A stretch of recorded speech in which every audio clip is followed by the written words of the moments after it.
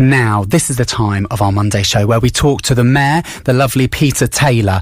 We're going to get speaking to him in a second, but first of all, I wanted to play you a clip, and this is from Gareth Malone's Christmas concert, and it is our fantastic NHS West Herts choir.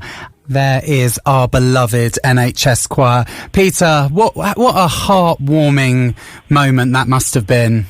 It was a great show. I remember watching it with Gareth Malone. He does a lot of good stuff, and I thought the programme we did at Watford General was fantastic, and they sounded brilliant, and it was a great way to thank all the NHS staff for what they do week in, week out. Absolutely. It's hard not to well up a little bit listening to that, knowing that they're on the front line at the moment fighting our fights. That's right. I mean, never before have they been busier, and it's incredible what they're doing locally and across the country. And of course, loads of people volunteering as well to support them. One of the things over the last week or two that I've been particularly involved in is getting extra support to them, and the businesses in Watford have been phenomenal. People like Watford Football Club, but also local businesses like Costco and Sainsbury's and Co-op and many, many others getting water and gazebos, trades, whatever it is that the hospital need to increase their capacity. Businesses have been there to support them, which has been great. I mean, I'm not a football fan, first and foremost, but I don't think I will ever view football club, but more importantly, Watford Football Club, ever the same. It's not just for sport lovers, it's for our whole community. They've been astounding, haven't they? They have been amazing. I mean, obviously Graham Taylor's philosophy about being a community football team and a community football club was really important, but they've really risen to the challenges these last few weeks, and so they've been doing so much. I know that the staff that work at Watford General are using it for food, to sleep. There's all kinds of stuff that they're doing. They're storing things, they're providing space. They've really been amazing over the last few weeks, so huge credit to everyone that's been involved with that.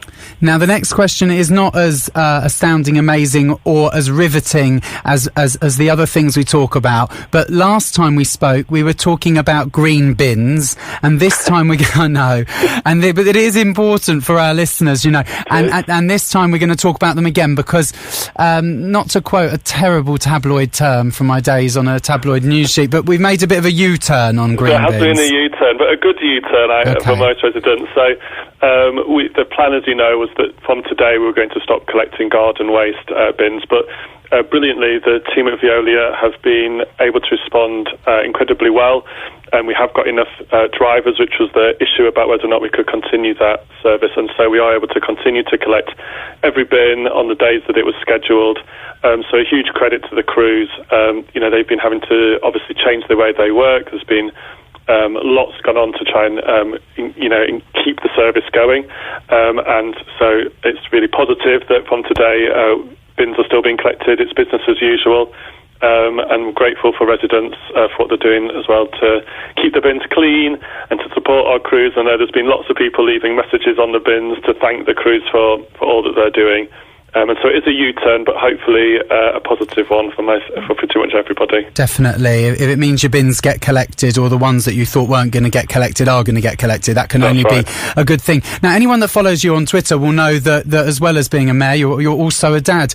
As we enter our kind of, probably what is our kind of third, fourth week of lockdown for most, how are you coping yourself as both the mayor and also as a dad and someone that's kind of juggling those? Because that can't be easy. I mean, like lots of people, juggling family life and work life is always an interesting challenge. And back to homeschooling today after the Easter holidays. It's been a bit strange having Easter holidays in lockdown and then back to school again. So a couple of mornings during the week I'll be trying my best to teach my children and do some of that. I was a teacher in a past life, but I used to teach 16 to 18-year-olds, so teaching a 4-year-old and an 8-year-old is a bit different. And on the first morning that I did it, all 3 of my children were in tears within 5 minutes, so it wasn't a huge success. But it does seem to be getting better, and obviously, it's really, you have a renewed appreciation for primary school teachers, having done this for a few weeks. But it is good. I bet the politics class is brilliant, eh?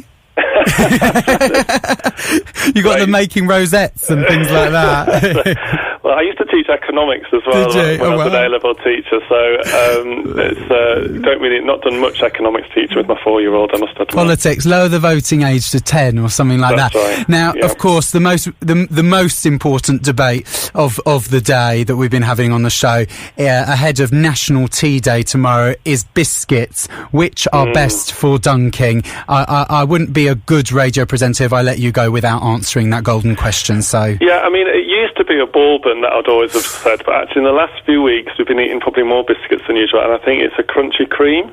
A crunchy cream? A crunch cream. It's like a crunchy... Oh, hang on, is it and then a cream in the middle? Yeah, it's like 2 round biscuits. Yeah, almost a bit like a... what do you call the ginger nut type of Yeah, biscuit, right. middle, I follow. Well, on tomorrow's show, I'm going to be taste testing biscuits for their dunkability, so you'll have to tune in for that one. It's an important debate. Oh, quite right, especially at the moment. Britain's gone bonkers for bickies. There you go. I was a tabloid reporter in a past life. Could you believe it? Peter Taylor there, Mayor of Watford, joining us for our Ask the Mayor sessions. Light and shade on the Drive Time show. Up next, it's Sam Smith.